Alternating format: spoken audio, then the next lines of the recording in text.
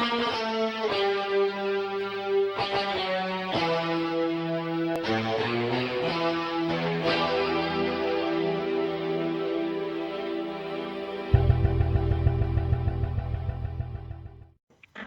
sounds like he's upset, dude. What happened, I'm Chris? not upset at anything. Not upset at all, D. What happened, Chris? Nothing. I'm just here.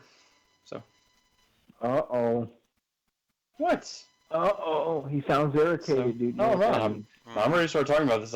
I actually, while I was waiting for this, I kind of did an abridged. I fast forwarded through the series again, just kind of get some final, kind of get my thoughts, get thoughts going, you know? Chris, why is it for a podcast, a little review, you'll go over it 3, 4, 5, 6 times, but when somebody tells you, hey, Chris, you got to clean your apartment or your car before your lady friend shows up, you just kind of rush right through it right away. Yeah. Don't care. But anyway, no, I like to have.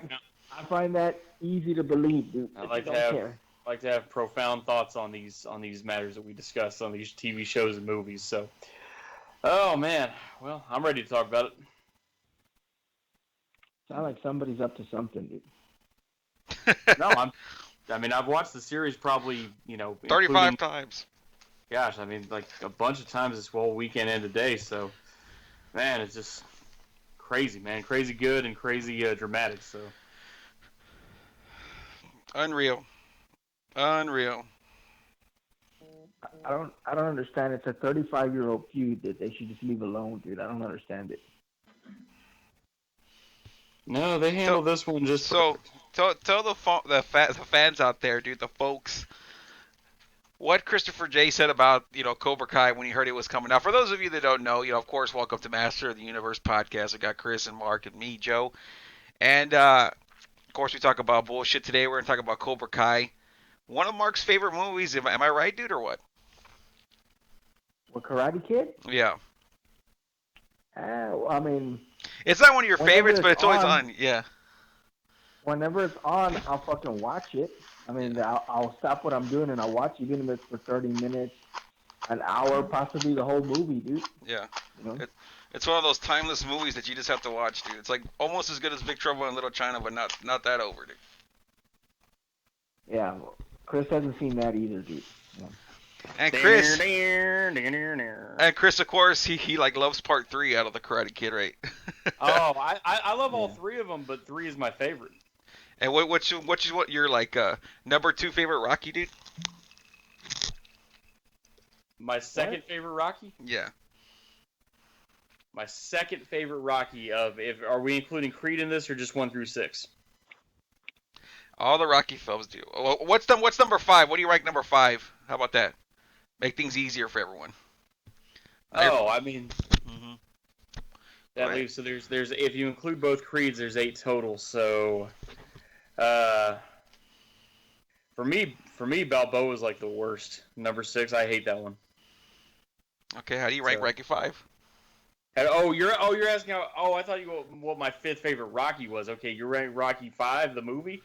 Oh, I love that one, dude. That's probably Rocky 5, the TV show, Chris, not the movie or the cartoon. Yeah. What's your 5th favorite Rocky film? Who the fuck's gonna ask that? I literally thought that's what you were. No, my number 5. It's definitely in the top half, no doubt. It's not my favorite, but it's definitely in the top half. George Washington Duke, man, he makes it, and then Rocky going back to, you notice how he gets less of like a street guy and becomes more intelligent sounding with each pass after the second one, and then he goes back to being the Philadelphia streetwalker with the fucking fedora and bouncing the ball and talking regular and all that stuff, and then George Washington Duke, and then here's this good old boy in the middle of fucking Philadelphia. Oh, come on, Rock, give me a chance, man. Anything you ask me to do, I'll bust my butt trying, man. We'll get to a Rocky podcast, dude. I was just trying to show everyone what kind of piece of shit you are for Rocky 5 because it's one of your favorites. And how don't you like 5? I know. I hate that he loses all the money. I hate that. I agree. And he should have fought Tommy the Duke Morrison he should have fought him for money because they end up fighting anyway. Chris, we're gonna review the Rocky series, dude. Don't worry. Today's all about Karate Kid, dude. So, let's get to trashing Cobra anyway. Kai. Yeah, the Cobra Kai. So what did Chris tell you about that upcoming series? Cobra Kai that you were kind of excited about. What was Chris trashing about? You mean what was that piece of shit saying? Yeah.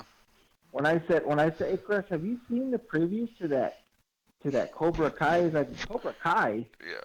I remember he was in the kitchen. He was in the kitchen, of course, putting up his plate like he normally does, dude. Yeah. And I'm explaining to him what it is, and he's like, I don't understand why they would rehash a 35-year-old feud. I don't understand why they're going to waste their time and ruin something. Did you say that, or am I lying? And that's when you knew that it was going to be a hit. They renewed that second series like a week later, dude, or some shit. They were like, dude, it's on fire. No, even when, as soon as he said that, I said, oh, we're getting at least 7 or 8 seasons out of this, dude. Oh, I already knew that, dude. Minimum. So, Chris, after making that statement, dude, how do you feel now after watching 2 seasons of Cobra Kai? Oh, I had a healthy skepticism going into it, but my skepticism. I had to force him. My skepticism, given the way rehashes have gone previously, wasn't unjustified. However, in this case here, it was to no avail. The series is fantastic, absolutely fantastic. So, are you saying that based on a pattern, you were like, yeah, this is probably going to be crap, dude? Is that what you're saying? I didn't say probably, but I was like, there's a chance this could really suck, and they're going to ruin what was a good 3-part series. So you're saying that you follow patterns, right? I do. So you follow patterns, and you know something's coming, and you know it's probably not going to be good. Are you still going to pursue it? Depends on what we're talking about. Oh, okay. All right, Chris.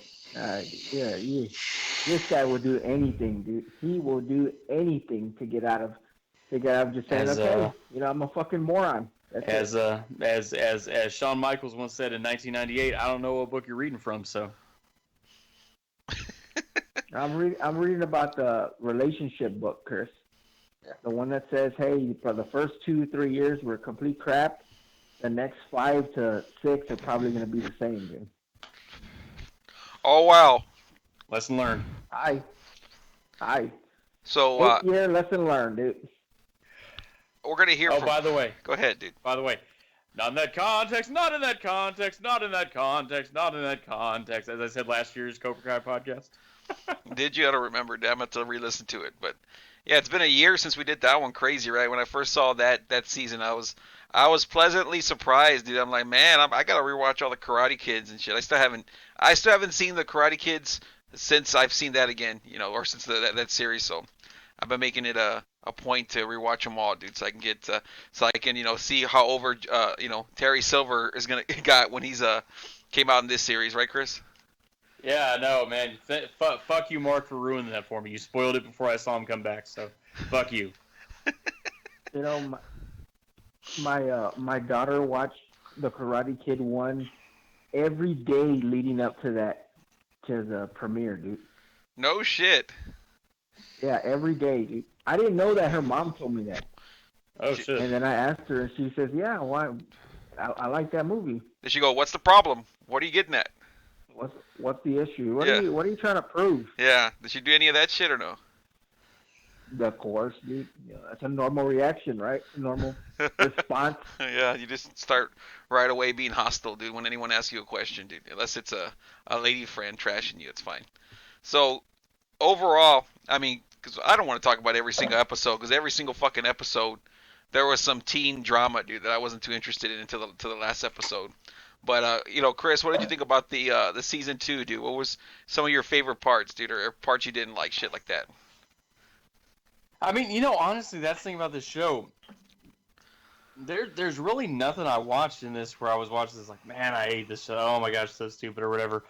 I mean, everything to me, the show is no wasted movement. It's like a Muta match or a Ricky Steamboat match or Undertaker match. Everything's done for a reason. There's no wasted movement. There's no doing stuff just to do it, bore you to death, or slow things down, or make it uninteresting. Like this show is captivating from the get-go. From the get-go, huh? All right, dude. All right, I'll tell you right now, dude. Whenever Robbie came out and Samantha came out, dude, I was like, oh god, here's this shit again. And me and Mark were talking about it, dude. Every time that dude is in like any scene, he has this look like he had like where he like squints his eyebrows, and like he's always got that. Mark called it the pissed off Chihuahua look, dude. That sounds like that's exactly what it is, dude. So no matter what was going on, whether he was confused or angry or whatever, he always had that, that look, dude. I just want to slap the shit out of him, dude, or throw you to slap the shit out of him, dude, because he knows karate. Oh, I mean, the kid. I remember, you know what I was thinking of when I was watching this? We had a guy at Roosevelt, which is the high school I went to. We had a guy there that looked like that Robbie Keane. Like, he looked back then, kind of like what the actor that plays Robbie Keane looks like now. But he had short, like, average hair, not shoulder-length hair. I know. What's up with that hairdo, dude? Is he gonna keep that for the whole series or what? Okay, fucking first of all, dude. I'm thinking this fucking series. Okay, this fucking season rather. Him, and then that jackass long-haired guy that hangs out with the black guy, and they were Robbie's friends in season 1, but they were like always stealing shit and whatever. Yeah. That long-haired guy, that jackass that like tries to jive talk and all that shit. He looks straight out of fucking 1994. What the fuck is that? I don't know, dude. You got one guy that's supposed to look like a stoner, I guess, and you got to have the stereotypical black guy, dude, just to get everyone over, dude. You got to have the black guy. And I mean, that's the thing. Like, I remember 1994. Like, I was 12 that year, and I remember people looking like that dude, that long-haired dude. So it's like, here we are 25 years later, and you still look like 25 years ago. What the fuck? That couch that you got, Chris, reminds me of 1992, Chris. Just for the record, that blue one that you have. That over-ass one, dude. Yeah, great. Great. You know who I was checking out this season? Robbie's mom, dude. Her name's Diora Baird or some shit. You don't like her, dude? She was getting over, dude. She was getting over. She aight. I know. What about Daniel's wife, dude? She aight. She's gone downhill, dude. She's gone downhill. For whatever reason, she just looks like, I don't know, maybe they told her, hey, you gotta look a little more homely or something. I don't know what it is, dude. She lost a lot. She looks like she lost some weight since the last season, right?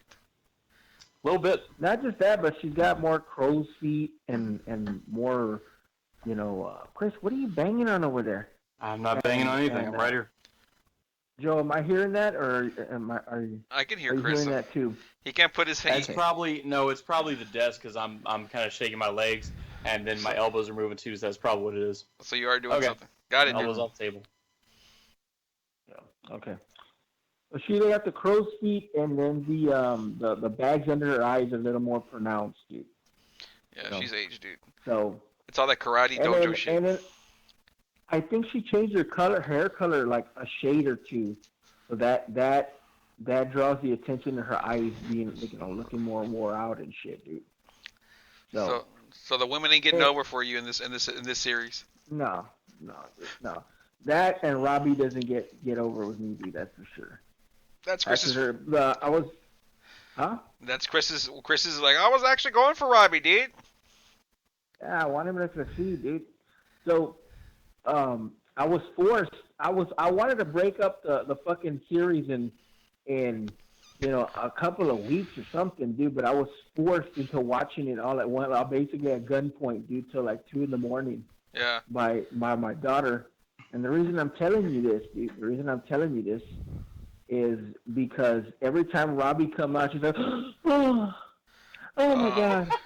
and then she's all, Robbie doesn't deserve that. Like when Samantha's trying to do that workaround, pretending like she doesn't want to be with Miguel, and then, but she secretly does, dude, That game, dude. She's like, it's like, have you ever met somebody that wants to be with somebody else, but in the meantime they're with another person? I know someone just to kind of fill time. I know someone like that, dude. I know someone like that. Yeah. I know someone like that too, dude. Chris. So your little 12-year-old has control over you, is what you're saying. I mean, I have no, I got no illusions that she doesn't, Chris. I mean, what are you getting at? What are you trying to prove?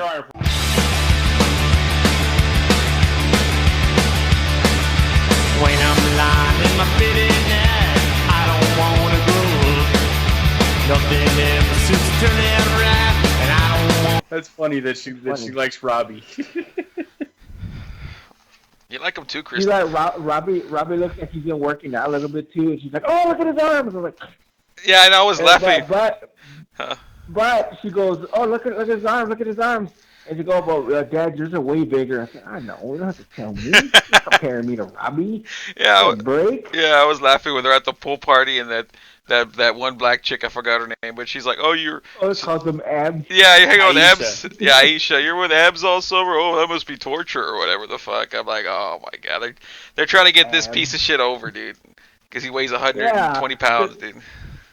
That baby face shine, dude. They're trying to give that motherfucker, dude, but that nope, not gonna work, especially by the last episode, dude. Not doing that, dude. Oh yeah, dude.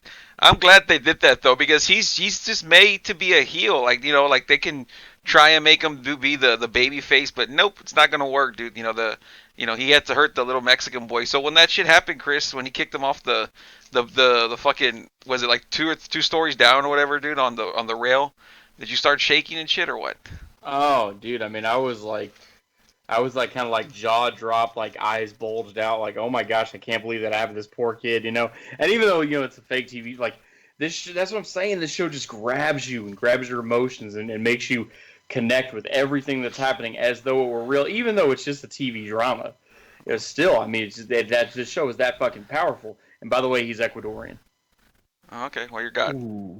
No, don't you remember? Don't you remember? Sensei Kreese said that. He said, "You're training. So your son, you're training that Mexican." And then Johnny Lawrence goes, "He's Ecuadorian."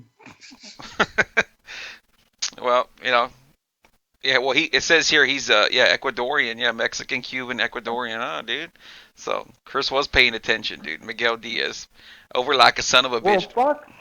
After fucking 5 times going through the series, you should have a. I caught that the first time. Like they're over by the car.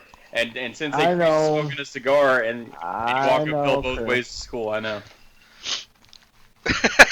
Walking uphill both ways to school. You're God. The smartest guy in the room gets it. Yeah. So, can I talk about that fucking scene that we're talking about, the bump? Of course, the bump heard around the world, dude. Yeah. So actually, let's go backwards to go forward, dude. All right. Yeah. Mm-hmm. Chris likes to go backwards and then go even further backwards and stuff that he does, dude. But we're gonna go backwards to go forward here. All right, you're God. Go ahead. So I got mixed emotions, dude, on that fucking brawl, dude. That fucking rumble that they had, dude. The whole school's out there battling, dude. You mean that human car wreck? And yeah, I got mixed emotions on that. All right, well, let's hear it. One of y'all supposed to ask me, like, what the fuck? Yeah, okay. Uh-huh. So, my God, it looks like a human car wreck. The carnage.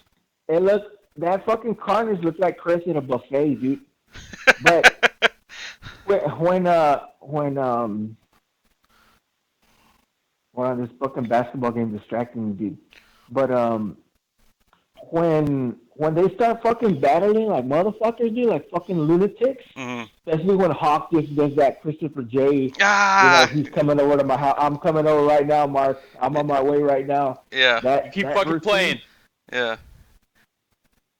Like, did you see, especially when Miguel and Robbie are fucking working, dude, and they're slamming each other into the lockers? I had to rewind it and go, are they really taking real bumps? Yeah. And I'm looking at those motherfuckers are throwing themselves into and that's not some working throws. They're like throwing themselves into there, dude. There was another guy. And then you look at their emotion on their faces, dude, like like they're really hyped up. They're like, you can tell when guys are like when you watch those fucking Bourne films. Yeah. And I've never like watched the full movie, but you see them. Yeah. And you can just tell that everything's like completely. Of course, this is choreographed, but it's like a robot. Like, okay, we're supposed to do it this way, stand here, and all that, dude. But when you're watching these fucking boys doing it, dude, you can just see like the fucking energy coming out of those motherfuckers, dude. Yeah, the expressions on their faces, dude. Like, man, they probably. I wonder how many times they did those takes, dude. And you're like, man, dude, these motherfuckers are really getting at it.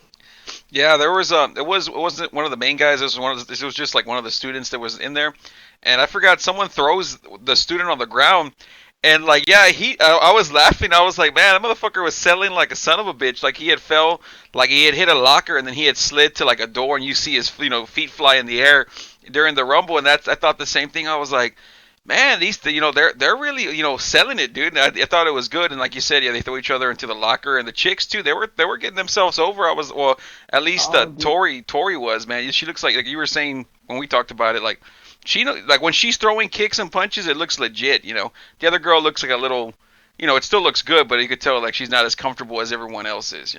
Samantha, that piece of shit. Yeah. But the fight, dude. It's. They're into it, dude. They're like, man, these motherfuckers. The only thing that like really bothers me, dude, where I'm like my eyes are started rolling, like, now come on, dude.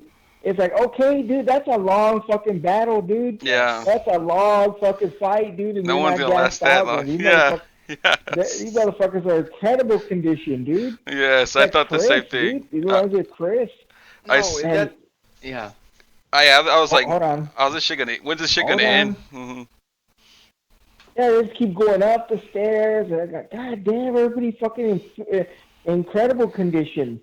And then when Miguel gets kicked and he goes over the top, I'm like, that's when my eyes started rolling, dude. I don't know about y'all, dude, but I was like, oh no, and they do that slow motion, and his arms are wailing, and his fucking legs and all that, like he fell fucking 19 stories, dude, like he's Hans Gruber, dude, falling off the fucking Nakatomi building, dude. Like, he just, boom, takes that bump, dude. Yeah. I was like, oh, come on, dude.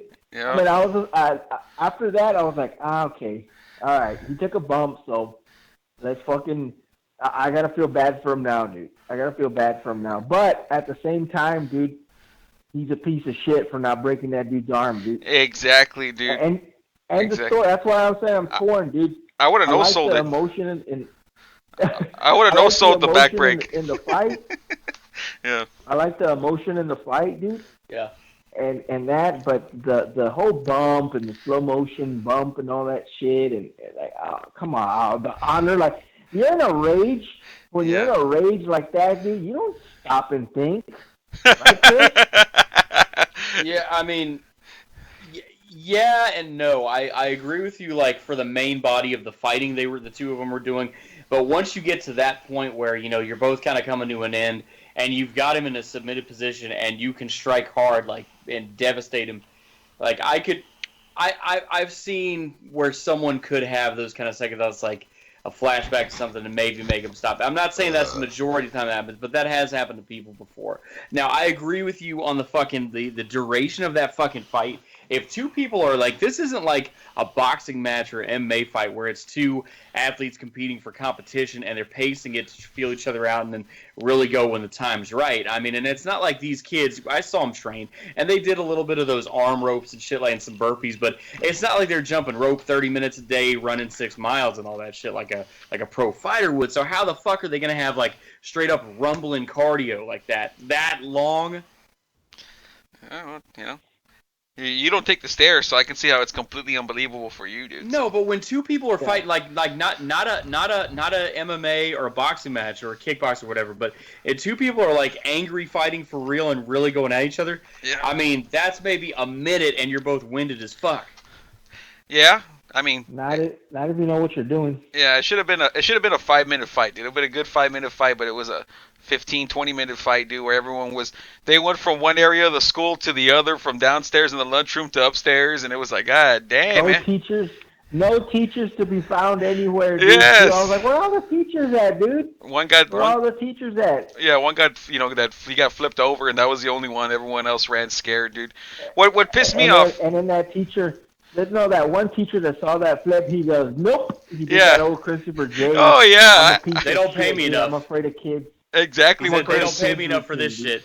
Exactly what Chris would have done, dude. He would have been like, nope, not doing that, dude. And of course, like you said, the cop shows up, but it's after Miguel breaks his fucking back, dude. Which we should have no sold.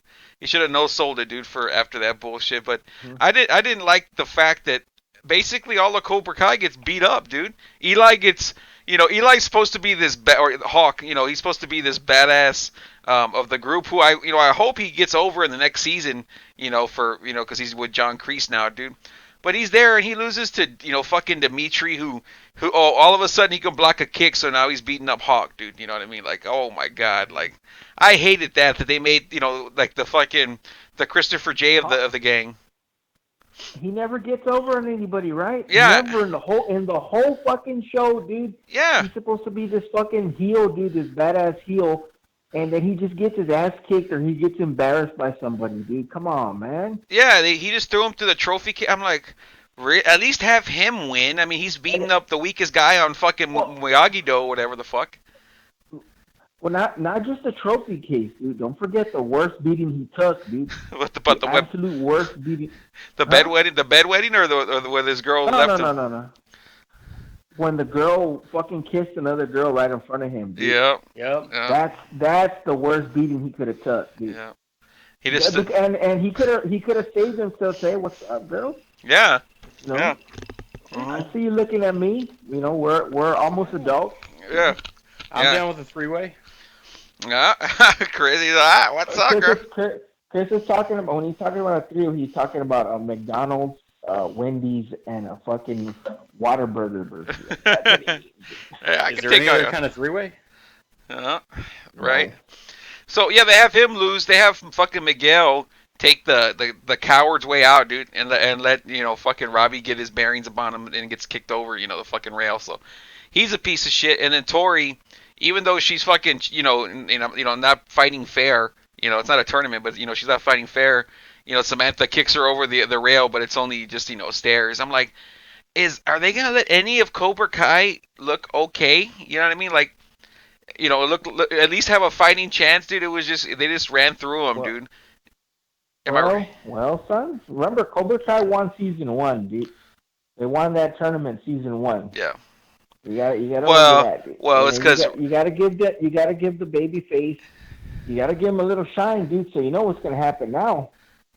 That fucking next season, that Cobra Kai with the Kreese Cobra Kai, dude. Those motherfuckers are gonna get in that tournament and they're just gonna be out for blood, dude. It's like they're gonna have like baseball bats and pitching wedges and all that shit. Yeah. That's how rough they're gonna be with people, dude. That's still what they should do. They want to make money, dude. Yeah. Oh yeah, dude. I was going for John Kreese the entire series. I don't know about y'all, but I was a big fan of Johnny and Cobra Kai in the first one. This one, I was all John Kreese, dude. I'm like, man, when's Johnny gonna turn? Just go full heel, dude, and say fuck it, dude. Let me teach Miguel. And I was waiting for Miguel too to go full heel and just, just do everything. Him and Hawk just do everything they can to make the fucking Miyagi-Do look bad, dude.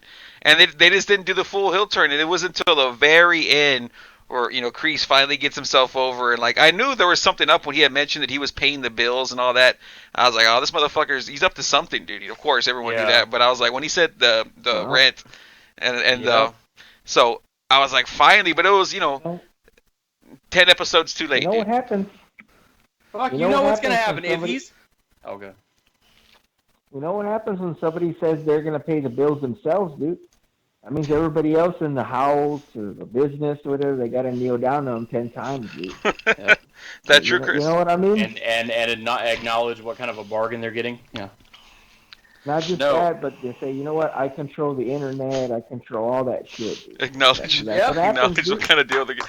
I was making up. True. I was working on the latest episode of Chris Wars. Now that you mentioned 300 Flat, and I was doing like a rendition.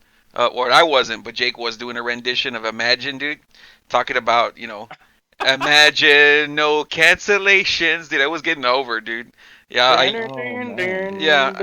working on it, dude. I'm trying to get my good friend Chris really over, but let's just say there's a little line in there about the 300 Flat, dude, and no AC and all that shit. So don't worry, Chris, you're not safe yet, dude. Oh, it's a. Imagine all the people living in Christopher J's house, paying rent. Something like that, dude. Something like that. How do you move in a world with fog that's always changing things? Makes me wish that I could be a dog. When I see the price of you. You know, if John Kreese managed to pay a few of the bills there, and he's living in a fucking homeless shelter, whatever the fuck, or halfway house, whatever the fuck it is, and you know Terry Silver's funneling him money. So I can't wait. Yes. Why would we know that? Waiting for season 3. I'm waiting for fucking season. And you know a buddy of mine in the Army took this photo. Gee, I wonder what buddy that was. Terry Silver, who you saved his life a million times in Vietnam. Why do you jump, Chris? Why do you always jump to the most extreme conclusions on anything in life, dude? Why do you do that? Why is it going to be Terry Silver? You know, Thomas Ian Griffith, he's going to make a comeback, and I'm dying for it. I can't wait to see it. How do you know that? Why do you know that? What logical other way can you go? Well, Dutch had the opportunity to do it. He was like, nah, dude, I'm doing things myself. Yeah, but Thomas Ian Griffith ain't done a damn thing in like 10 years. Neither has Dutch. That was the last movie he made. Wow.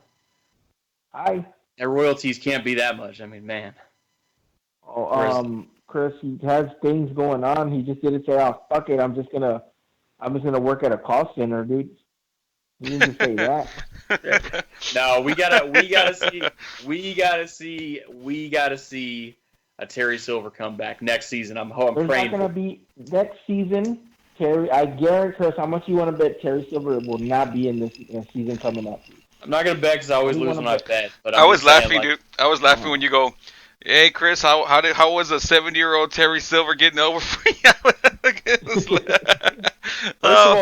First of all, Terry Silver was born in the late 50s. The actor Thomas Ian Griffith was born in 1960. So that means he's not even 60 right now. Okay, so I'm gonna ask Mark, dude. I'm gonna ask Mark. So, okay, if they have another recurring character come back, one of the heels, dude. You know, like I was, we were talking about earlier, like what's his name, Chosen, or Mike Barnes, Terry Silver, any of the heels, the fucking the old dude from Part 2, is he still alive? Probably not. Chosen's uncle or whatever he is. Sato. Yeah. So if you can have any of those guys come back, Mark, you know, are you having any of those dudes come back this season? Season 3. I mean, yes, I'm in. This season coming up. Yeah. Would you have anyone come back, or are you just gonna let John Kreese write it out, dude? No, John Kreese he just has the fucking kids, dude. He's building up a savings with the kids, dude. Yeah. Why would you need to add another heel, dude? He's already a snake enough, dude. No one's more over than him. That's why he's in all of them, right? and I think he's gonna do even worse, dude. Yeah, I hope so. Even worse on this and that, because now he's got all the power, dude. Now he's got all the power he wanted, dude. You know when lowlives that lie and fucking make shit up, dude. Mm-hmm. When they get the power, you know what happens, right, dude? What, they turn into bigger pieces of shit? They just lose control, dude. Yeah. They just start punishing people, dude. They go to Mogadishu, the capital of Rwanda. So the reason why I know there will be no Chosen or Mike Barnes and especially Terry Silver is because you already know Ali's coming back, dude. You can't have that much shit. You cannot have that much shit going on at once, dude. It's impossible, dude. It's just too much. I know Chris is like, I gotta have everything has to be the extreme, dude. Mm-hmm. But this is not gonna happen, dude. They're doing it just right. They're feeding us a little at a time, dude. A little at a time. Even though it's a shitty 35-year-old feed that they shouldn't have rehashed, they're giving us the right amount of stuff, dude. Nostalgia on each episode, each series, dude. So, I mean, each season. Yeah. So it's gonna have Ali's gonna be more than enough, dude. And it's probably gonna be a big deal, or should be a big deal, dude. We'll get into Ali in a second. I like what you said that you can't shove everything in right away because the first season, what did we have? We just had Chris. Yeah, exactly. Well, Chris, like you said exactly the way he is. It's like he wants everything just right. You know, he if it was his choice to create a Cobra Kai season, you know, I know he's gonna deny it now, but he would be like, first season Terry Silver, everyone just thrown in, right? But they did it good because the first season it was just, hey, we're getting reintroduced to Ralph Macchio, and Johnny, or you know, Daniel LaRusso and Johnny, and then just kind of reminiscing, talking shit about, you know, getting everyone familiar again with what happened with them, but not having too much shit thrown at them, but you know, like all the shit from the first movie and all that. And then at the end, they wait till the very end to throw Kreese, you know, just at the very last minute. You know, that's it. That's all you're getting, right? And then this season, they have Kreese back and all those, you know, Johnny and Daniel the whole way through. And then again at the end, they throw in that, you know, whatever the fuck her name is, or at least, you know, at the end of this one. So it's like they're doing it, you know, perfectly. They're just adding the little bit of seasoning, you know, that they need, dude, to get the steak over, dude. So I like that, dude. I think next season they'll probably do the same thing. They might hint at somebody coming for season 4 at the very end again, which is I like, you know. I think, yeah. I mean, you don't.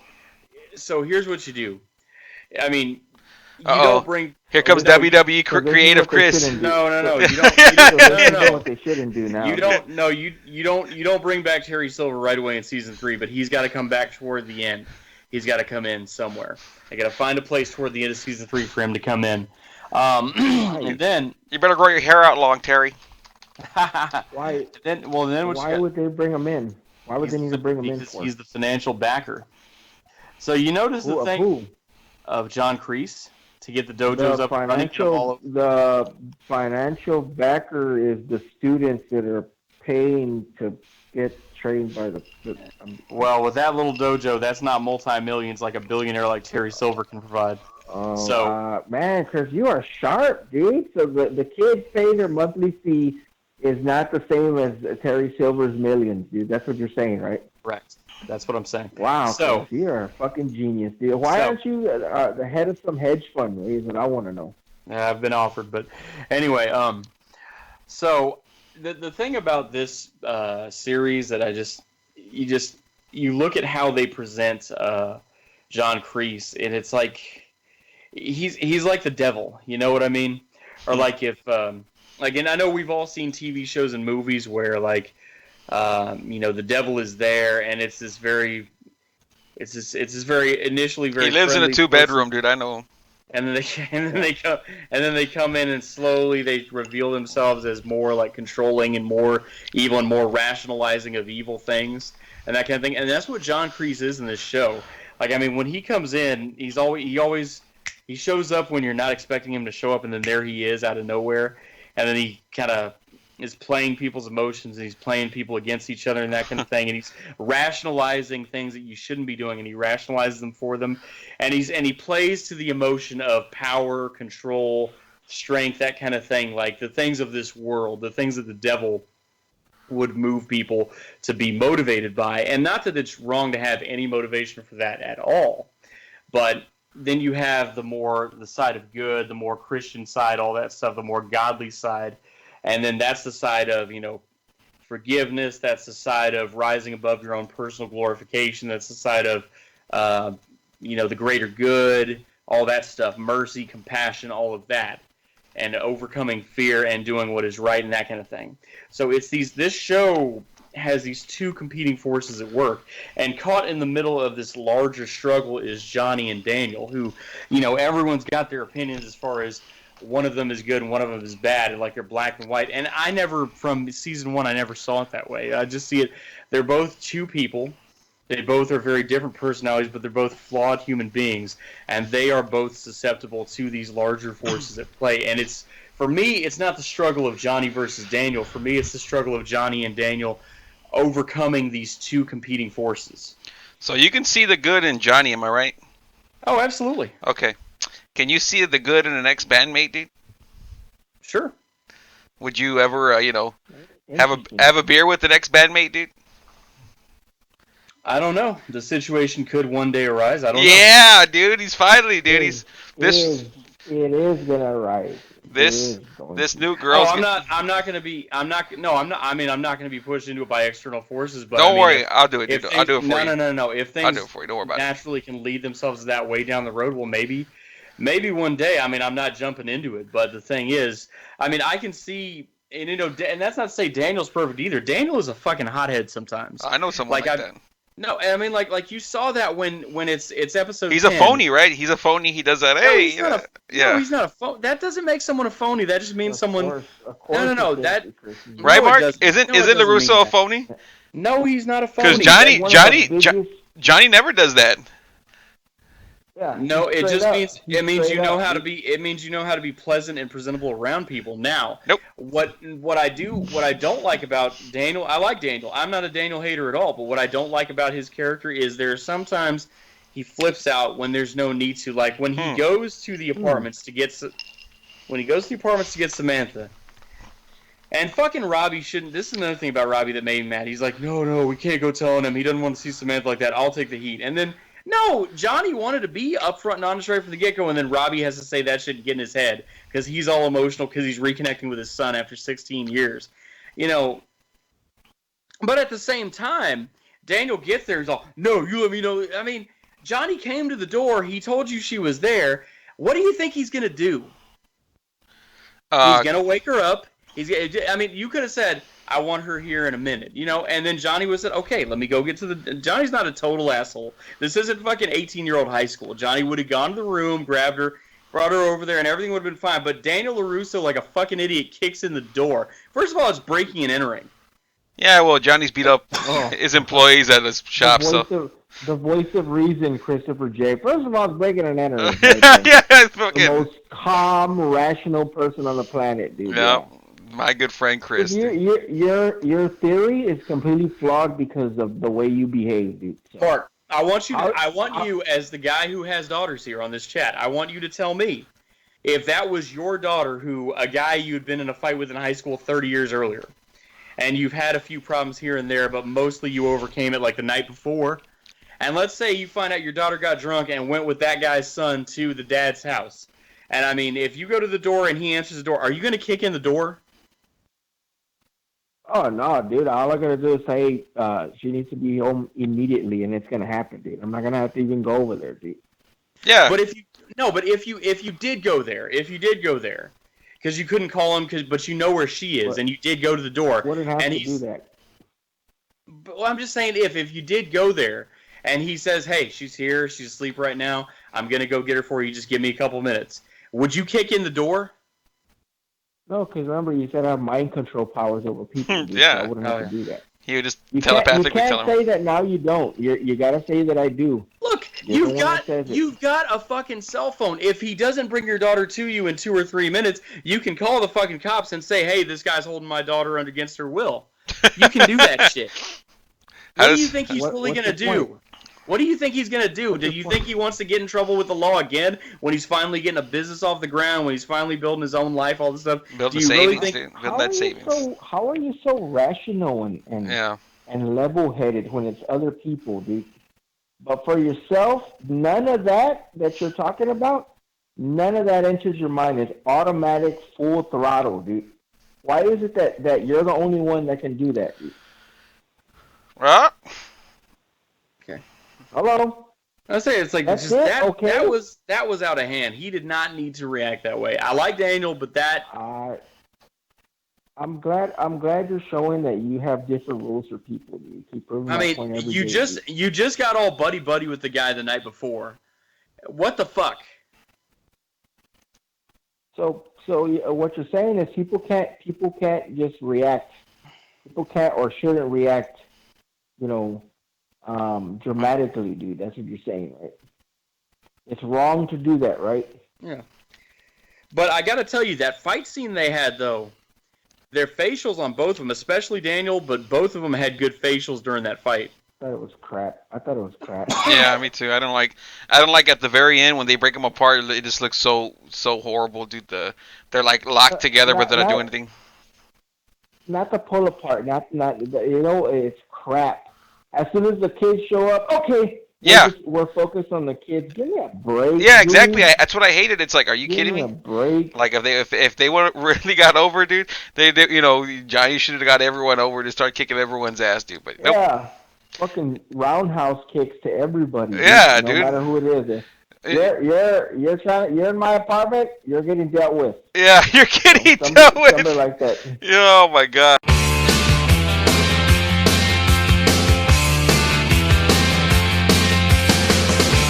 talked over with the steamboats, ancient goblins and wallows. Come at the grand. He's level-headed. He just told us right now what should have happened. Is that true, Chris? No, I think that if you have someone's daughter in your place and they're like, I need to go in there, and you're kind of afraid because you don't want them to blow up, and they kick the door in, what's your next move, Chris? I mean, you got to defend yourself then. So you grab a baseball bat or the pepper spray, whatever the fuck you got to do, man, because they've already broken into your house. I mean, you may not have time. You may not have time to grab the. You may not have time to grab the cell phone, dial 911. So I mean, fuck. But I would hope if I say to them, look. That's not what you were saying earlier. No, but listen, I would hope that if I could say to them, look, she's here. They came over here drunk. They crashed out. I gave them some coffee. They're gonna be out in a second. Can you just give them 1 minute and they'll be right here? I promise. They kick the door in. Not only did they get drunk. Not only did she get drunk, but you're giving her a stimulant and you're giving her coffee now, dude. Like, this fucking dude just digging her in a bigger hole, dude. He can't help himself. I mean, that's just... That's where you reach for the baseball bat, dude. No big deal. I just thought Daniel reacted... Again, I mean, I'm talking purely from a suspended disbelief point of view here, but I just thought Daniel's character just completely went beyond... I mean, give the guy 2 minutes to get her and get her to the front door, and then it's okay.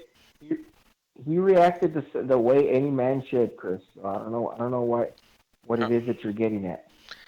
One of my favorite scenes. We can go back to it, but one of my favorite, because I almost forgot about it, is because what I hate about. Well, I love the show; it's great. But the things that I didn't like about the show was that there wasn't enough heel stuff going on. You know what I mean? And one of my favorite heel moments on here that got over with me immediately was, I think it was like episode 4. 4 or 5, some shit, 3, 4 or 5, it's one of those. And Dimitri goes to the episode 4. He goes to Cobra Kai, because he wants to, learn. He wants to learn, the fucking karate. Mm-hmm. And Kreese is there, dude. And he's there like, and he has no idea, about Kreese. He's like, oh, thank God the other guy's not here, this and that. He's like, he's the worst guy. Yeah, he's like, he starts he starts talking about like, oh, I don't like to be touched a lot. I want to learn how to fight, but I don't want to get hit. And he's just there, spewing away, dude. And Kreese is just there staring at him, that marked look, dude. Like, keep going, dude. And then he starts insulting, his fucking Cobra Kai tattoo or whatever the fuck, the snake tattoo with the gun or whatever, or knife, whatever it is. And all of a sudden, you see him like do that squint, and then he runs out of the dojo, fucking like nose cut and bleeding and shit. I was like, yes, dude. Finally, someone smacked that idiot's fucking shit, up, and like that was probably one of the best moments in the whole series, dude. Is that John Kreese is beating up little kids, dude. I love it. Dude, I gotta tell you, I've just over here painted John Kreese as a tool of the devil or second in command of the devil, but I mean, for real, even I enjoyed that fucking scene. That was great because Dimitri gets on my fucking nerves with some of his. He's like me to the 10th power. It just gets annoying sometimes, but I love it. And he just stood there and looked at him, and he goes in there crying over a broken nose. Like, what the fuck, man? What kind of dumbass are you? But yeah, dude, I mean, John Kreese is a bad. I mean, John Kreese is a bad motherfucker. I mean, forget what happened to him. He's a bad mofo. I mean, forget what I mean. A 70-year-old man that could hold his own against a guy 20 years younger than him that was a student. I mean, that's no one to take lightly. And at the same time, I mean, if he's this Vietnam hero, like commanding the front lines and stuff, let me tell you something. He was infantry. Infantry is like everyone talks about. Oh, the Marines. Oh, the Army Rangers. Oh, the Green Berets. Oh, the Navy SEALs. But just the regular Army guys that are infantry front lines. Those are bad motherfuckers, and they are callous to the bone. And I'm telling you, dude, that's not a kind of person, like, especially if he's trained some kind of fighting, you don't want to fuck with that, dude. What about those guys that go to, where did Chris go, dude? For that training for like 3 weeks or 3 months, 0-day PT? No. That one kind of martial arts. Oh, Krav Maga? I did that for 3 months. Yeah. What about guys that go to Krav Maga for 3 months, dude? Are they like a different breed and shit? No, they accidentally sell during the exercises. You remember that shit, Mark? When he was talking about how he was practicing the moves with the guys, and he was like selling it for them. He's fucking selling. Oh God! He won't sell for wrestling, right? But he'll fucking sell like where they're actually supposed to learn how to defend yourself and all that other shit. He's like they really think they're kicking his ass. Are you okay? He's like, oh yeah, dude, I'm just selling for you, dude. Want to get you over with the other fighters here. No, that's why I sold, because I was thinking like in wrestling mode. I was like, someone's doing a move, I should act like I'm being hurt. You know? They're thinking they're really hurting Chris, dude. He's all falling to the ground. I had people I partnered with. I had instructors. I had everyone thinking that like would walk up to me. Are you okay? Are you okay? You're like, fine, dude. Yeah, you're not supposed to sell. Oh, my bad. I had a conversation with one of the guys I worked with, and the guy's name was Jarrett. And then I was selling like that, and I said, I'm wrestling, like your name is Jarrett, like Jeff Jarrett. He's like, yeah, I remember Jeff Jarrett. That dude was cool, man. And then you started talking about Vince Russo, right? No, we didn't talk about him, but we talked about Jeff Jarrett. We did the JEFF and the slap nuts and all that stuff. So, the new character, Tori, dude. How did she get over with you, Mark? I like her, dude. I like her. She's vindictive, dude. She can just turn on you in any moment, dude. I like that, dude. She reminds you of someone, doesn't she? Yeah. She's like 22, and I knew it because I was like, she looks way, she looks young, but you could tell she was way older than the other kids, dude. So the other kids, they're all like 16, 17, 18, but yeah, she's like 22, dude. I was like, I knew it, dude. I fucking knew it, dude. So it's okay, hey, Mark, Chris. Mark, if it's a throwdown between Tori and the one that just turned 40 this month, who wins in a real fight? Who wins in a real fight? Yeah, Tori and that the champ, that champ, dude. I already know. The lunatic fringe, dude. Bates. Yeah. No big deal, dude. And she'll black out, dude. I know a guy that blacks out too when he, whenever he fucking gets mad, dude. Black contractor. Bates would black out and then just whip her ass. Black contractor in the discussion. No, but Tori for real, like, I think she's probably had like some Muay Thai training or some shit. 'Cause she looked like she knew what she was doing, like a lot more than a lot of the other people in that show. Mm-hmm. Didn't we say that earlier, Joe? Didn't we say that? I think we did. I think we were saying that. Yeah, we did. We're talking about her and Samantha's fight, dude. So he's just copying what I'm saying, dude. No. I was thinking that during the show. Like, I mean, more than just.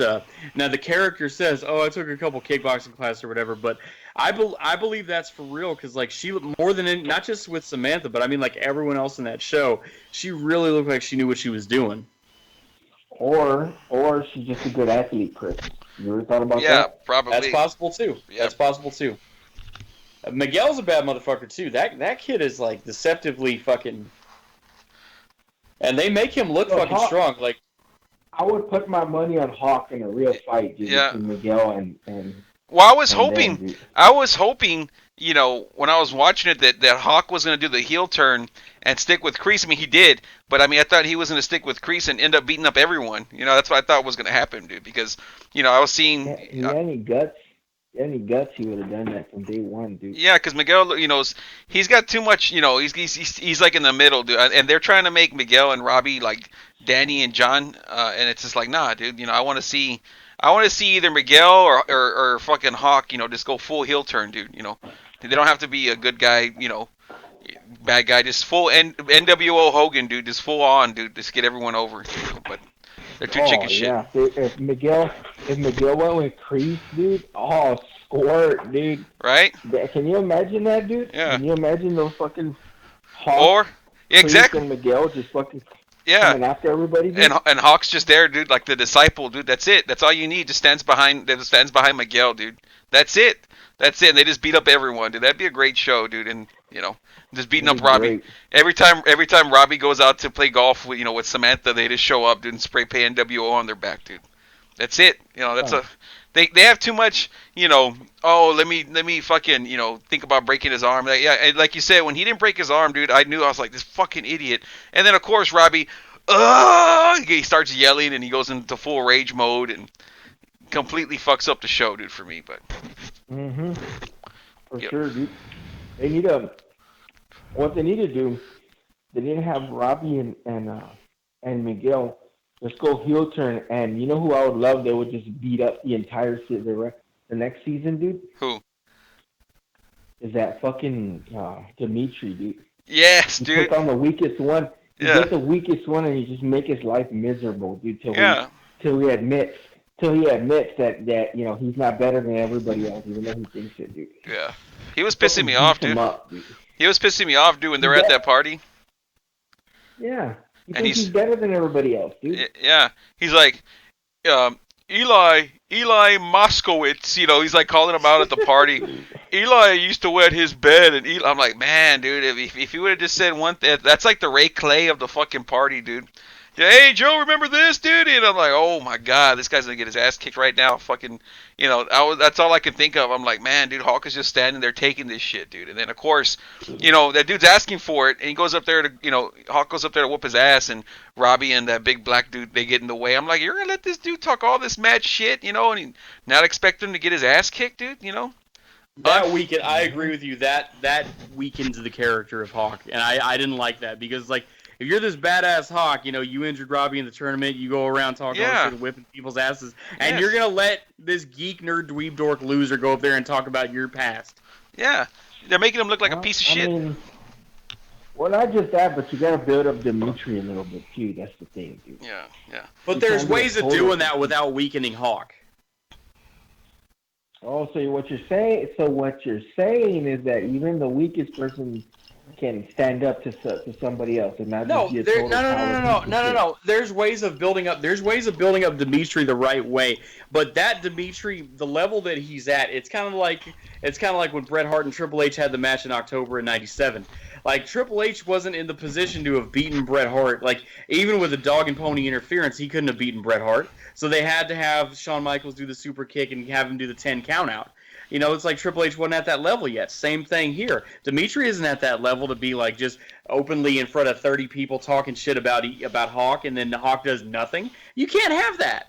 You got to get to it when it happens. Like the fact that he blocked one kick in practice doesn't make him at that level. They completely How do you know that? neutered Hawk though, dude. He lost his chick. He got beat up by Eli. He got told about in front of the whole party. About his bedwetting and all this shit, and he got beat up in front of the whole mall, against a girl and Robbie. It's just like, man, are they going to get this guy over? And then Miguel kicked his ass, dude. Remember that, dude? Yeah, exactly. I forgot about that. Yeah, the red and black, yeah. I thought they were going to go NWO style. They emasculated him, dude. Yeah. They just emasculated him. He's a fucking mid-card dude. Mm-hmm. Is he gonna go? Is he gonna go full Ultimate Warrior next season, dude, or what? Is he finally? Oh, dude, under Sensei Kreese's tutelage, dude, expert tutelage, it's gonna be fucking chaos, dude. That motherfucker's gonna be out for blood, dude. I hope so. I love it, dude. He's gonna leave Miguel a message, dude. I'm on my way right now. Don't fuck around, dude. I'm on my way right now, dude. Yeah, I hope he breaks somebody's fucking arm next season, dude. Robbie's or something, dude, for hurting Miguel, dude. Even though all that shit happened. I think Hawk is gonna go after him, dude. He's coming after him for sure, dude. By the way, talking about Hawk and talking about Sensei Kreese, totally. I mean, this is how you do it. It's what they're supposed to do, but totally disgusted me. Stealing Mr. Miyagi's Medal of Honor. That was good. Yeah, and then good, dude. No, I mean it's a good heel move but to give the guy heel heat, but at the same time, like John Kreese. If he's a military man, he should have enough respect as two guys who were both in the United States Army in different wars, John Kreese and Mr. Miyagi. He should have had enough respect for what the Medal of Honor represents. Say, hey, no, you didn't earn that shit. You go back and you give it back. Nope. I think we got what kind of guy John Kreese is, dude. When you try to beat up Mr. Miyagi in the parking lot, dude. Yeah. He's a sworn enemy, dude. He's a sworn enemy. Two guys having a beef over karate dojos or having a fight in the parking lot between two people or whatever is one thing, but if you're both military people, you have enough respect for what the Medal of Honor is and represents. Chris, what part of Cobra Kai don't you understand, Chris? No mercy, Chris. Dead or alive. Duh. But that's the thing, though. Like everything John Kreese does. If Kreese would say, you know what, nah, dude, don't take his medal, I would have lost all respect for him, dude. But he had to get it over. Like, nah, go take him back. Nah, dude. Yeah. No, he needs to come back. He did the right thing, dude. Mm-hmm. And then Hawk wearing around his neck, dude. That was that put him over, dude. That was that fucking blood sport wearing the headband on his fucking knee, dude. Oh yeah. Like I break your friend, you know. That's how you do it, Chris. You know, oh dude, I'm not gonna take his Harley Davidson headband, dude. It's respect. That's how you get it over, dude. You don't know how to work. Mm-hmm. But do you understand that the 442nd Army Unit? Oh shit! So the 442nd had 21 Congressional Medals of Honors out of that unit. There's more Congressional Medal of Honors out of that unit, Medals of Honor out of that unit than any other unit. Making a sound, the smell of death is all around. And at night when the cold wind blows, no one cares, nobody knows. I know better than that, dude. So am I wrong? So the 442nd doesn't have more Medals of Honor than any other unit? Never even occurred to me to fucking check or find out about that. Because you're wrong on probably 100,000 other things, dude. That's for sure. So was Sensei Kreese a punk bitch pussy when he allowed Daniel to have all the way to the tournament, not being touched by the Cobra Kai students? No. What do you mean? So I mean, if you're supposed to be just completely merciless every moment, no, that was his rule that he made. That was his rule that he made. You know how when people make their own rules, you know what I mean? well, Miyagi was the one who asked for that as a bargaining tool. Okay. He thought he underestimated Mr. Miyagi, obviously, Chris. Now he knows better. He says, "Oh, I can't let this piece of shit get over on me, dude." Yeah. You leave boy alone. You're a pushy little bastard, aren't you? But I like that. He thought Daniel was just gonna get blown away, dude. Yeah. That's it. And he underestimated him. What's the problem? What don't you get? But I mean, it's like, to me, it's like if you're just always being merciless, then like why even give the guy any break at all? But so anyway. Are you saying that John Kreese is being inconsistent here? Is that what you're saying? In that instance, yes. Oh, but he's being inconsistent, right? It's not a huge deal, but I'm just pointing it out. Oh, okay. I just want to make sure, Chris. Because there's a person that I know with huge inconsistencies, dude. And he's just like, fuck it. And so he's a fucking pathological liar. He's talking about all these stories about what he did in Rwanda and Somalia. And Miguel, I know another guy like that, dude. And Miguel called him on it, and he said, Mogadishu is the capital of Somalia, not Rwanda. And he goes, I spent so much time in the sandbox, it all blends together. Dude, you don't think that's possible with a veteran, Chris? And then he says he's staying at the Sheraton in Universal City, and then it ends up he's at a fucking halfway house, and then Johnny follows him there. And I love the talk they have. Because it makes you think there's some redemption for John Kreese. I knew there wasn't, dude. When that fucking Johnny's car was following him, like he's not gonna see that fucking car. The only car. And you can't hear it. You can't hear it either, right, dude? It's so silent, dude. Yeah, bro. Yeah, the black and yellow Cobra Kai fucking, mobile, dude, and it's there, and he's just like, no, dude, I don't know I don't know. Johnny's following me, dude. That was the setup, dude. With the Flow Masters, you can hear that motherfucker block away, dude. Yeah, dude, he was about 20, 30 feet, like 30 feet away. I'm like, exactly. I'm like, oh, he knows what he's doing, dude. He was working Johnny, so he invites him in. So he invites him into the dojo, and he just took it over. That's it. Simple as. He knew exactly what he was up to, right? He knew exactly what he was doing. Simple as, Chris. He lured him in, dude. Got his tentacles around him, dude. That's it. Simple as, daddy. And I love Johnny giving him that speech. That sounds like defeat, but I was taught defeat does not exist in this dojo, does it? And then he says, "Yes, Sensei," and then they shake hands. I love it, dude. It's like the way we're gonna convince you to hang out with a certain bandmate, dude, in a couple of weeks, dude. No big deal. No. But anyway, I just think that again, it shows him a manipulator and a pathological liar, and just that's what John Kreese is. He's not a liar, dude. You don't like liars, Chris? Is that what you're saying? No, I'm not saying I didn't. I'm not saying I viscerally hate him, but I'm just saying he was just waiting for shit to blow over. That's it. It's not lying. Yeah, that's all he was doing. That's all he was doing. Just because he didn't tell Johnny his plan doesn't mean he wasn't lying, or he was lying. He just wasn't telling him. Right? I agree. Simple as. You know. So he's just waiting for shit to blow over, and just because you don't tell someone what you're plotting, it doesn't mean you're a liar, Chris. You're just, didn't tell him. You know? And then he tells him, an old army buddy offered him a job, and he said, "But I viewed it as charity, so I just banged around and did this here and there, and stayed at places like this." Wow, man. And that was probably some friend that he saved their life in Vietnam, but he viewed it as charity as a guy offered him a job. It's like. I know a guy. I don't know what you're getting at, Chris. But that's the thing, though. I know a guy that won't save money on car repairs, dude, because he don't want to have people hold it over his head. Yeah. But that's the thing, though. It's like these guys that saw actual like hardcore combat in these war theaters and stuff like that, and they were frontline infantry. They weren't office jobs or desk jobs or transport jobs, stuff like that. But it's like guys who were actually doing the fighting in foreign countries, stuff like that. It does something to you. A lot of guys will be fucked up from that. Okay. Those guys, instead of taking charity, they could always do Uber Eats. If they really want to be positive in society, they could do Uber Eats. Am I right? Well, not if they think not if they don't know how to turn on the computer and where the Wi-Fi is. Yeah. Were you laughing at that shit, Chris, when Johnny got the Wi-Fi going, he started looking for hot babes? Yes, and then he goes on Truth.com, the dinosaurs built the pyramids. I knew it. Were you slapping 2 sticks of butter together again, Deet? Yep. The 2 sticks of butter. He does that fucking pawn shop. All my students told me to go get an apple, and you gave me a lemon. Well, did you push the on button? Yeah, I'm not a fucking idiot. Did you push the on button? No, you gave me a lemon. Yeah, dude, I was laughing when he didn't know how to fucking use it, dude. It reminded me of someone when we're trying to record podcasts. I don't know what's going on, dude.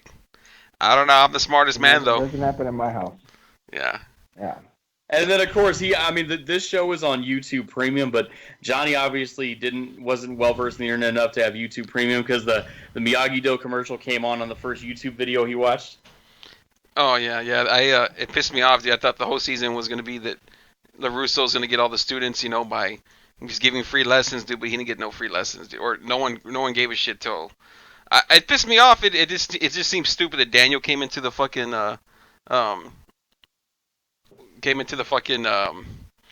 dojo, and then everyone fucking ended up, leaving and shit. You know what I mean? Like, after he gave that speech. Yeah, I'm like, why are 6 people leaving? I know. Hey, Chris, would you take, if you saw a commercial for free karate lessons, would you go?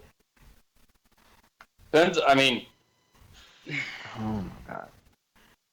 There's so much dimensions. You go get free lessons for karate. What would I achieve by doing that? It only really helps you if you do the competitive, because then you're actually practicing. So, anyway, but this guy is unreal. Dude. I thought that was I agree with you that I thought it was not believable that he lost half the students just because Daniel goes in there and says some shit. Like, I could understand losing a few, but half. You cut a good promo, Chris. That's what happens. Remember, some of those kids are weak-minded. They didn't like the alpha male stuff, dude. That's the problem. That's when you know the pieces of shit, and you weed them out, dude.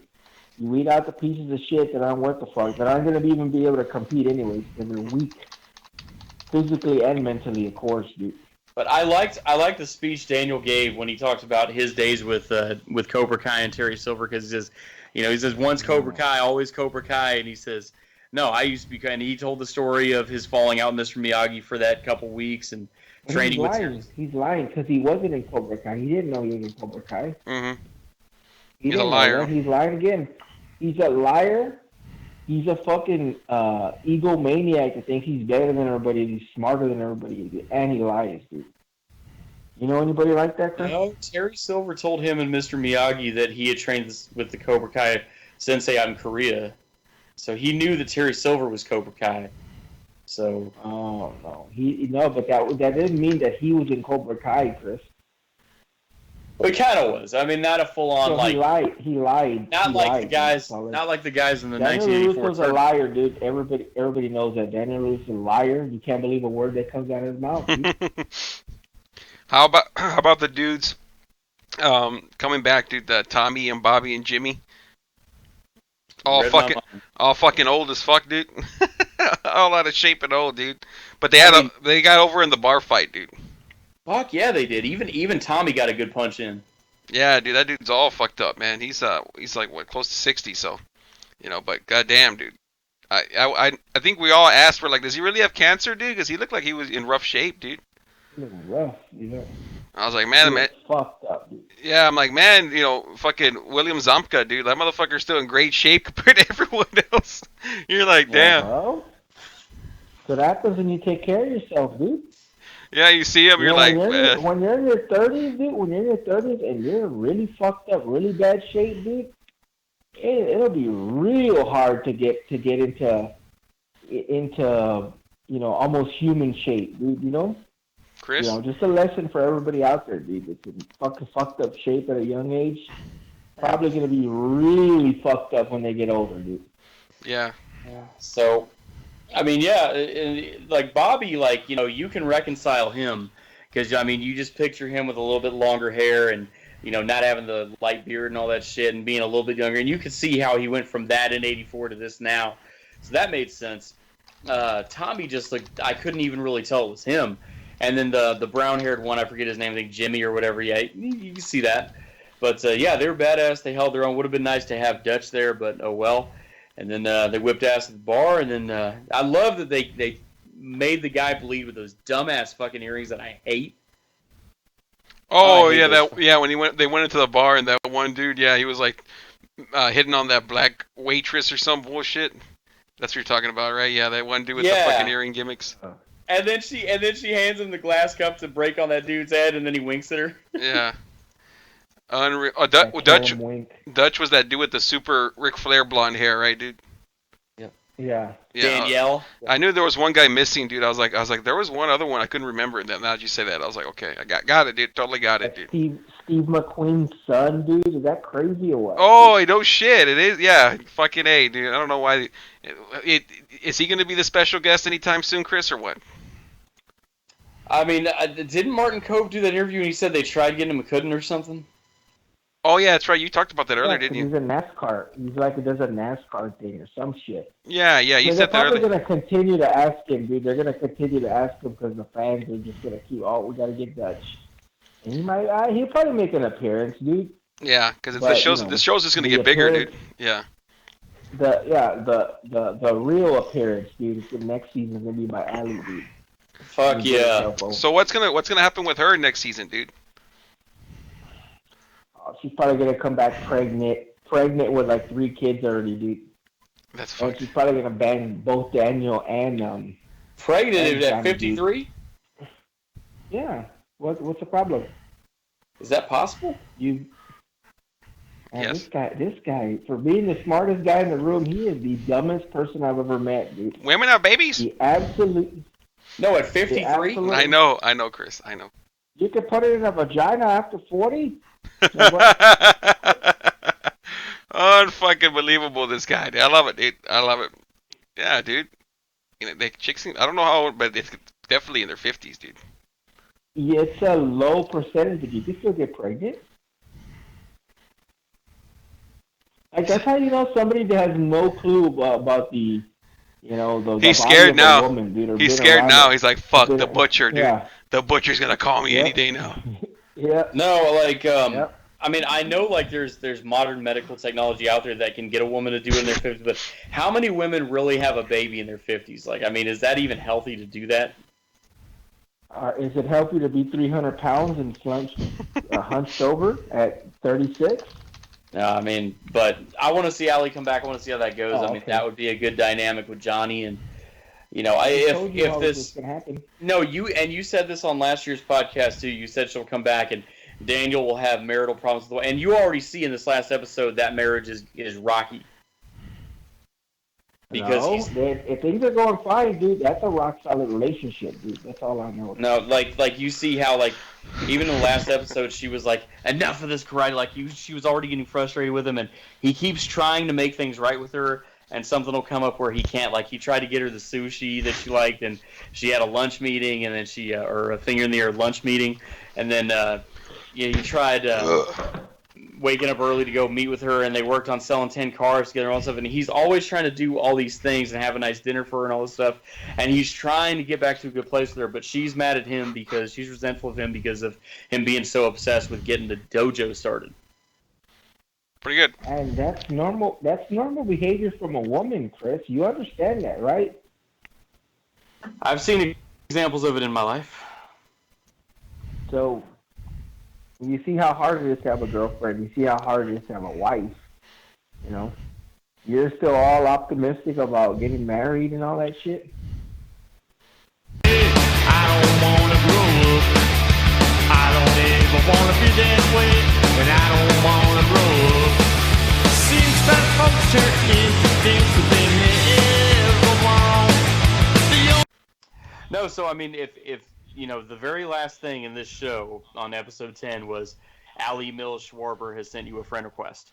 Mm-hmm. So if she comes back and I mean, the show's not going to end an episode of the final episode series finale with that for no reason at all. She's coming back in the third season. When? Who knows? But she ain't coming back. That's all I got to say about that. She comes back, and Johnny already has lost it with Miguel's mom because she's pissed. She's pissed fuck off about that. And, about what happened to Miguel, obviously. And then, he's still got those old feelings for Allie. And then Daniel's marriage is on the rocks, and he's got old feelings for Allie. I mean, why else would he be looking for her on Facebook? So that's going to be a bone of contention. So, like, do you follow the YouTube channel Cobra Kai Theory? A little bit, yeah. Yeah. Okay. I mean, I don't follow it, but I've seen the videos, and I'll check them out once here or there, but I don't like speculative videos unless it's me and Mark, trashing someone, dude. But it's like those aren't speculative. Like he put out a video suggesting that and this was before season 2 came out, suggesting that Johnny and Daniel could join forces to fight John Kreese.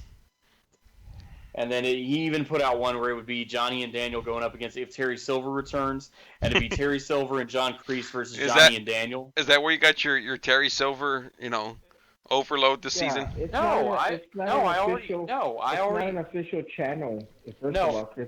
it's not. It's not an official channel. I know it's not. I'm saying it's just something I watch sometimes. But I was saying last season, I said next season they need to bring in Mike Barnes and Terry Silver. But because that'd make it cool. You got these kids, and you got the new sensei, dude. You can get 2 seasons out of that if you work it right. You get a long run out of just that alone, dude. But here's to bring everybody. Here's where I'm. But I didn't bring that up to get lost in that. Here's why I brought that up, because now if Allie comes back, then there goes that, because where that's going to go. That Johnny and Daniel are both going to have their feelings for Allie, and that's going to make it. Hold on. Allie's last name is what is it? Schwarber. Schwarber, right? Yeah. Which means that she's married, right? Okay. Mm-hmm. So they're not just bringing her back. So let me get this straight, dude. If somebody sends you a friend request, that means that they want to fuck you automatically, right? The show put that as the last scene on the series finale, so there's a reason they did that. So they're not just doing that. You're not answering my question, Chris. No, I mean, you're talking about real life stuff. This isn't real life. This is a fucking TV show. Oh my God, Chris. She lives in wherever the fuck she's at, or Colorado, whatever they say that she's at. Yeah. She can't accept a friend request.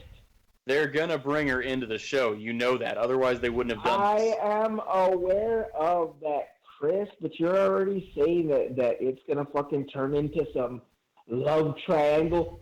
She's married. Daniel's still married. Johnny doesn't even know about the friend request because he threw the phone away. Genius. You're the one that said it was going to go that direction last year. Oh my God, Chris. So why'd you say last year? Oh my God.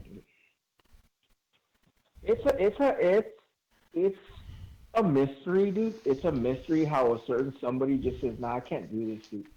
It's a real mystery for some reason, dude. You know, to me, why a certain person's like, "Nah, dude, I can't do this with Chris." Okay. Dude. So what's your prognosis and what's gonna happen? Let's hear it. I just told you, genius. I didn't catch. I mean, I'm trying to tell you. Of course you don't. You're the sharpest man in the room. So, just because she sent a friend request, that doesn't mean, Chris. That doesn't mean anything. Yeah, in ordinary life, it doesn't mean anything. In ordinary life, it doesn't. This is a TV show.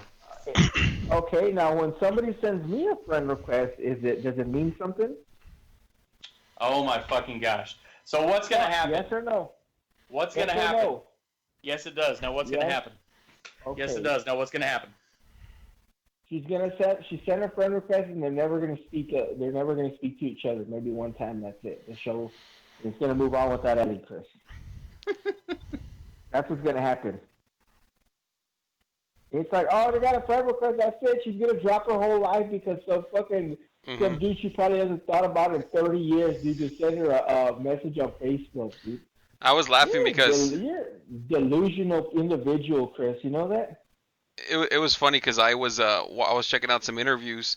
You know, I was going to see, you know, Mr. Miyagi, Pat, whatever his name is, Marita or whatever, and I was just going through them, and then the one pulled up with Elizabeth Shue, and I was like, I'm gonna check this one out, and she's just trashing Ralph Macchio, dude. Like, you know, when we were doing all the, you know, talking about being in the first Karate Kid, she was like, you know, I was better at karate than Ralph Macchio was, and they're like, oh, and she was like, yeah, and I was better than him at soccer too. Yeah, he's like, I was better at him than soccer too, you know, and this and that, like, and I was worried because the guy's kind of like, you know, the movie, you know, made you famous. She's like, well, I was already in the business for 5 years. She's like, I was worried when I got this one because I'm like, you know, Ralph Macchio, this is gonna be like the karate expert, you know, like this little piece of shit.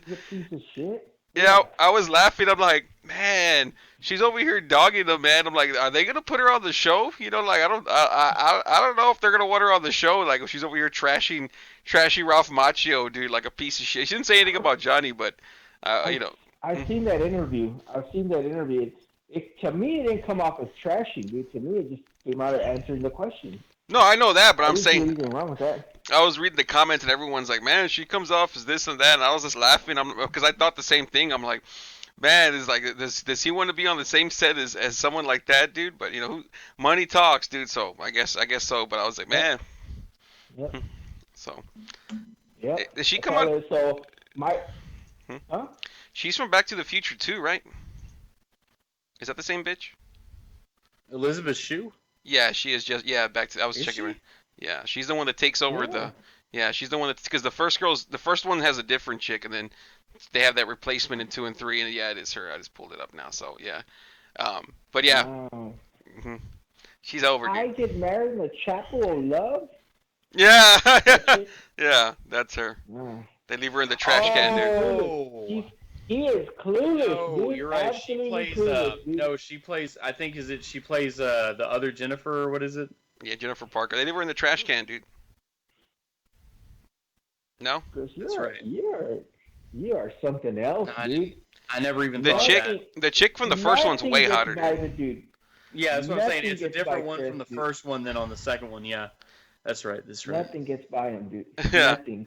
She's the one that comes out on Cocktails also. Like, Chris is brain dead, dude. Dude, that first Jennifer's hot as fuck, dude. The Claudia Wells chick. Oh my god, I mean, she's not hot anymore, but I mean back then, dude, she was Squirt Central. That's for damn sure. Anyway, before Chris starts, fucking shit, doing that shit again. So season 3, Chris, what's gonna happen with everything, dude? Go ahead, and you got 2 minutes. I don't want to have this 12-minute, it all depends. What do you think's gonna happen, dude? No, Terry Silver. He cannot say anything about Terry Silver. No, let him say it, dude. Let him say whatever he thinks gonna happen and what does he want to happen. Give me 2 or 3 minutes, Chris. I don't want to, because you'll go on a tangent and start talking about World War II. I mean, I sure as fuck hope that he gets that car back, because that's a nice ass car. I mean, just get the fucking Cobra Kai shit painted over, then if you're not part of it anymore. I mean, fuck. Yeah. You got that fucking nice ass car for free, man. What the Chris is like, at least let it get hailed on. At least let it get hailed on if you're not gonna use it anymore. I mean, who the fuck, man? It's like, and then who gets a fucking tape deck installed in a modern car? That's great, and then the stick shifter, not the stick shifter, but the different reverse and all that shit has a snake head on it, so he'll probably want to get that changed. But, I mean, I'm really curious. I don't know exactly what's going to happen, to be honest, because any theory I have will probably end up being wrong. But that's all I want to hear. That's all I want to hear, dude. what I want to see happen. I mean, I want to see Johnny, walk back and get that phone and get the car back and all that stuff, and then regroup and say, okay, what the fuck am I going to do? How am I going to overcome this? What am I going to do for an income? I got an apartment to pay for. I'm starting to reconnect with my son, who just kind of possibly could get tried for second-degree manslaughter as a juvenile, and all this shit. So it's like, that's fucked. Oh, that's fucked up, man. The poor guy, he's got a lot on his plate. And I really, this show has made me really start to like Johnny because, for me as a guy, like seeing the world the way I do and everything, I didn't like him till like after Mr. Miyagi saved him because, he tried to be reasonable with Sensei Kreese, and Sensei Kreese put him in a fucking headlock and broke his trophy. But this show shows you you have the complexities of everybody, and you really see him stop being just this kind of miserable, hard-headed, dick-headed kind of guy, and you see him, he's still kind of a tough guy and a badass and everything, but you see a human side. You see him connecting with people. You see him caring for people and all that stuff. So I want to see where he goes. I want to see, where Daniel's marriage goes. I want to see, is he going to shut down Miyagi-Do Karate? I want to see them both get karate dojos going again and, maybe not join forces together, but at least both have their own kind of thing that's not this fucking insanity of being a fucking brown shirt, like fucking Kreese would have you be. Okay. All right. Chris, Mark, what do you think's going to happen next season, dude? Well, I mean, everybody knows it. Everybody knows Allie's going to be involved. She might even, here's the thing. Everybody's like, oh, she's going to be back. She's going to, yeah, she might be back, but she might not even show up to fucking California or wherever the fuck it's, so where are they? She's going to Skype? She's going to Skype him, dude, or what? Yeah. It could just be like a Facebook thing or Skype or talk on the phone. And I mean, that's all it could be. Like, oh, she's going to be back. You already know. Yeah, she's gonna drop her job and her marriage to go to hang out with some fucking dude that's got a car in a 1-bedroom apartment, dude. That's what she's gonna do, dude. Yeah. Fuck it. Like, why would somebody automatically think some chick's gonna come back just because they send a fucking friend request, dude? Chris. Like, it wouldn't make any sense. I'm gonna throw my life away, even if we're trying to suspend disbelief for the show, dude. How would that make any sense? Oh, I'm just going to give up my fucking promising career as a fucking surgeon. Dude. Well, if they're in the LA area, they have several medical okay, Chris, I get that, Chris, but she's doing her own thing, dude. She's doing her own thing, and she's married to another surgeon or whatever it is, so she's probably doing all right, dude, and she's going to drop everything and start all over again, start from the bottom. And as far as career, and then start at the bottom with some fucking dude that has a 1-bedroom apartment, dude, and you just said it, no job? Am I understanding you correctly? Well, first of all, you forget to take into account what if her marriage is less than ideal. Secondly, what if? Let's say it's complete shit. What if it's complete shit and she just, right as Johnny sent the request, she was actually filling out a divorce decree, dude. Let's just say that, dude. Right? So she's gonna drop what she's doing, the life she's built over there, and start again from the bottom, both career-wise and relationship-wise. She's gonna start at the very bottom again, dude. That's what you're telling me, right? To come back to a dude that has his fucking fridge filled with Coors, dude. That's what you're saying. Coors Banquet. Well, what if she gets a good position at a Cedars-Sinai hospital?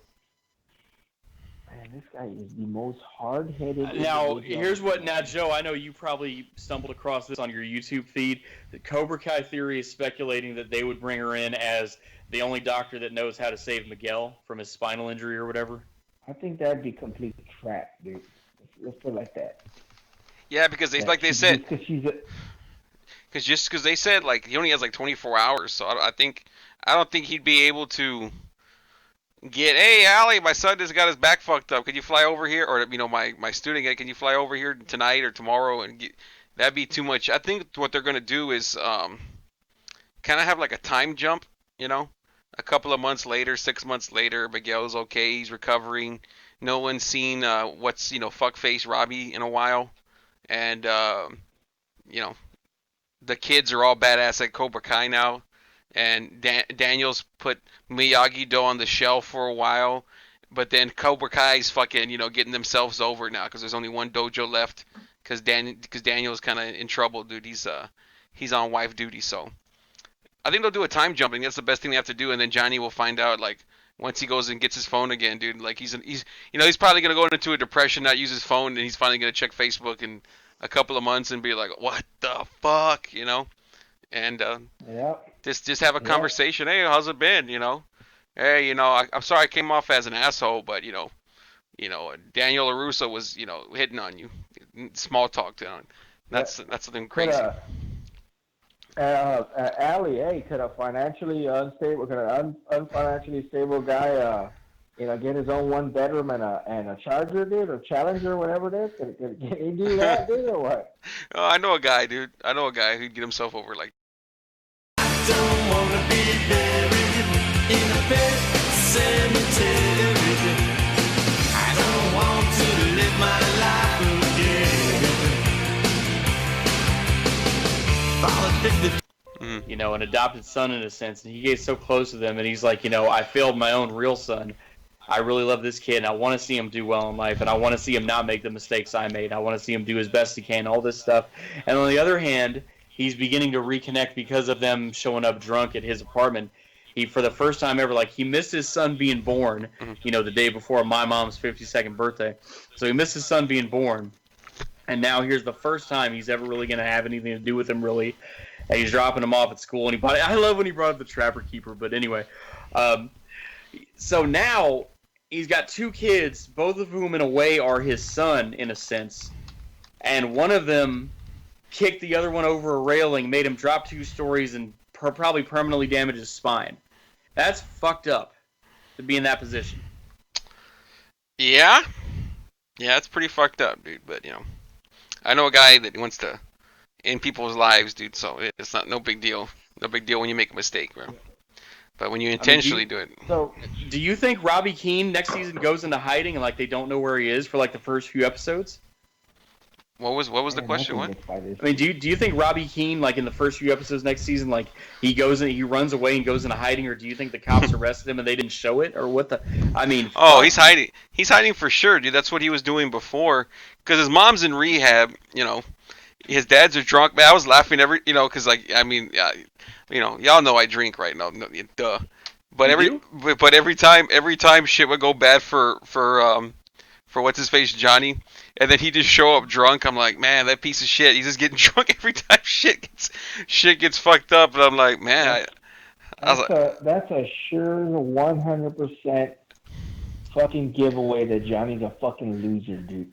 I was like, and whenever stuff just goes a little bit bad, all right, dude, I gotta get drugged, dude, because it makes you feel good, dude. I thought he was the great. Last year he was your hero. He's the greatest guy ever.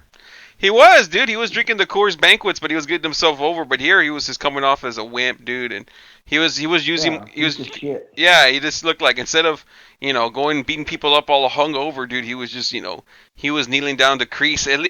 At least Kreese is a badass, but if someone would have took over the dojo, why not just start kicking everyone's ass, dude? But nope. I'm just gonna walk out of my dojo, dude, like a pussy, dude. All right, I'm a pussy. All right, so. He lost all his cool points this season, dude. So, So Joe, is Allie gonna leave her career, her life, in wherever she's at, because she sent a friend request to Johnny, dude? Fuck no, dude. Fuck no. Fuck no. It wouldn't make sense, right? It wouldn't make sense, right? Yeah. No, that's not happening. Especially when she finds out that Johnny's a fucking loser, right? Oh, yeah, that's what I'm saying. They can't do anything because, he's going to talk to her. What do you got going on? Oh, I just lost my karate school. My son just fucking damn near... I'm doing things myself, okay? Yeah, things are going pretty good, dude. Yeah. I'm doing things myself, yeah. Yeah. My son's about to be on trial for second-degree murder, and my kid that I was my best student, and he's lying in a hospital bed in a coma and may never come out of it, and his spine may not ever walk again. And yeah, I lost my dojo, and everything's great. Yeah, exactly. I'm like, what's he gonna say? Like, they're gonna have to do a time jump where he just like starts getting his shit together, at least a little bit, dude. He can't just show up, I think, you know what they're gonna do, dude. Too. What I really think they're gonna do is, like you said, they're if they're smart, they'll do the time jump, right? And then once Johnny gets back or whatever, after like the third episode, fourth episode, he starts being, he's like, fuck it, I want to get my dojo back. I want to get my shit back. Yeah. That starts happening, and then Allie doesn't actually. We don't at the minimum hear her voice due to like. If it's a 10 episode series, we don't hear her till like the 7th or 8th episode, dude. And then she comes in at the end, and she's finally convinced to, just come into town and reconnect, dude. Yeah. Reconnect, just like Johnny said. Exactly. There will be some kind of build up. Yeah. They'll have some build up throughout the whole series of just little talking. Yeah, like not the first episode, second. Yeah. Yeah. If it's not just gonna be like Chris once said, Allie show up. Episode Spreading 1, the butt cheeks, yeah. And then she gets married to Johnny, episode 2, and then divorces episode 4. Daniel's been divorced since episode 2. When he found out that he was gonna get Johnny was gonna marry Ellie, and then he's like, man, I got a shot now, dude. Cause she can divorce. She's done it before. I got a shot now. Yep. And then by episode 5. Fucking Terry Silver's already kicked John Kreese out of Cobra Kai, dude. Now he's running the whole thing. Terry Silver's running and then Mike Barnes comes in episode 8, dude. That's it. In the Chris world, that's what he would want, dude. But that's not going to happen, obviously. And then a chick's got to tell Mike Barnes to call him a scumbag, and he's like, "Oh, scumbag, that's great. Did your mother teach you that?" Chris. And then the Hillary Swank shows up in episode 10, dude. Oh, no. She's the biggest heel, dude. She's the biggest heel on the show, dude. Because she kicks Allie in the back of karate and a fucking roundhouse kick in the back, spinal injuries. Now she's out, dude. And Miguel's getting out of the coma. Allie's going into the coma, dude. How great would that be, dude? Everything that Chris wants all at once, dude. No. I know you can't do all this shit the first couple episodes and see. I know that. I'm well aware of that. And by the way, I'm not a fan of Next Karate Kid. I saw that movie twice when I lived with my cousins, and I don't know why they made it. It wasn't terrible, but it's just like, what was the point of this movie? They were rehashing an old feud. It's not as bad as the remake, dude, in 2000, whatever the fuck. But it's still not as fucking awful. Oh, that one, fuck! I don't know why they made that one, but fucking if it wasn't for Will Smith, we wouldn't have this show.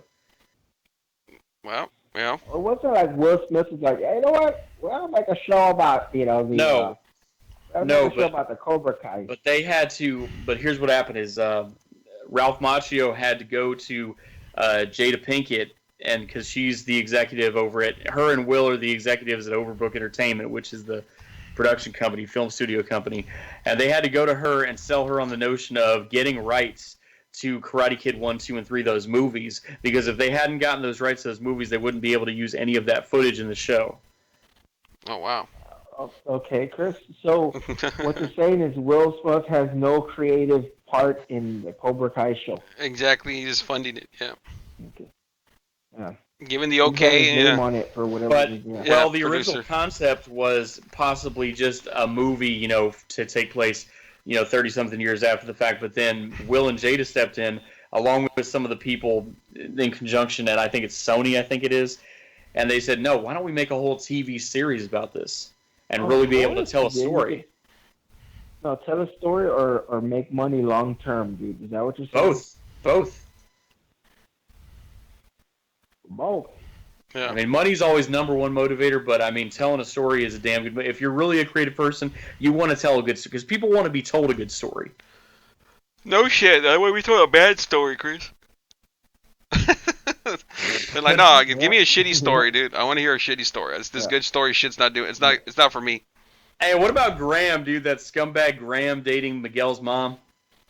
Oh, all right, mate. No, What's wrong with my favorite was Stingray, dude. Stingray. Oh, When he's there putting his leg on the locker, just pulling apart the kids, dude.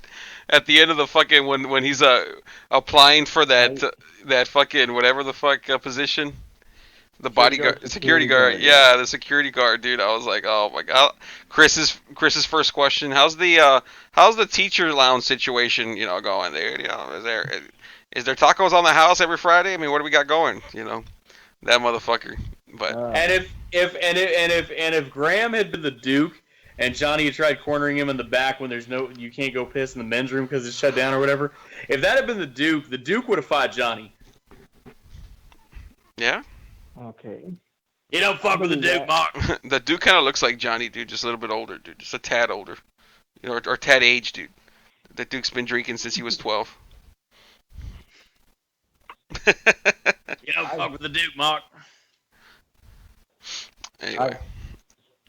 So, Cobra Kai Season 2, dude, got over like a son of a bitch, dude. Anything else you want to add, Chris, before, Terry Silver comes out in Season 4, dude? You owe me a lot more than that, Danny boy.